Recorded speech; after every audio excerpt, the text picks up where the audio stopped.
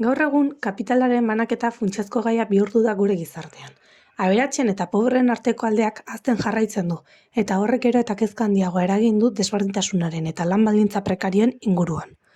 Lanaren nazioarteko erakundearen arabera, 190.000 pertsona baino gehiago daude lanik gabe mundu osoan. Oxfam gobernuz kanpoko erakundearen arabera, munduko biztanleriaren 1% aberatsenak aberastasun handiago du 50% pobreenak baino.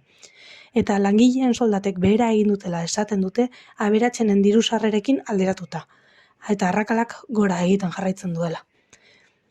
Datu hauek kezkagarriak dira, eta desberdintasunari aurre egiteko eta lan baldintzak hobetzeko premiazko neurriak hartu behar direla iradokitzen dute.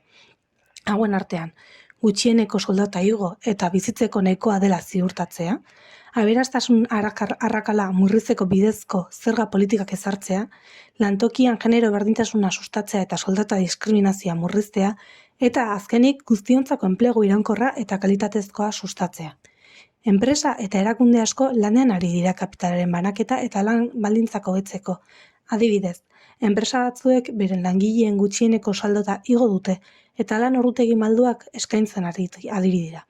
Beste enpresa batzuk beren langileen trebakuntzan eta garapenean inbertitzen ari dira, eta horrek beren karreretan aurrera egitea eta soldatak hobetzea ahalbidetzen die. Laburbilduz, kapitalaren banaketa eta lan baldintzak gure arreta eta ekintza eskaintzen duten gai kritikoak dira. Elkarrekin lan egin behar dugu guztiok, lan duinak eta ordaindutakoak eskura izan ditzaten bermatzeko, eta aberatsen eta pobreen arteko aldea murrizteko. Horrela bakarrik, eraiki ahal izango dugu gizarte bidezkoago bat.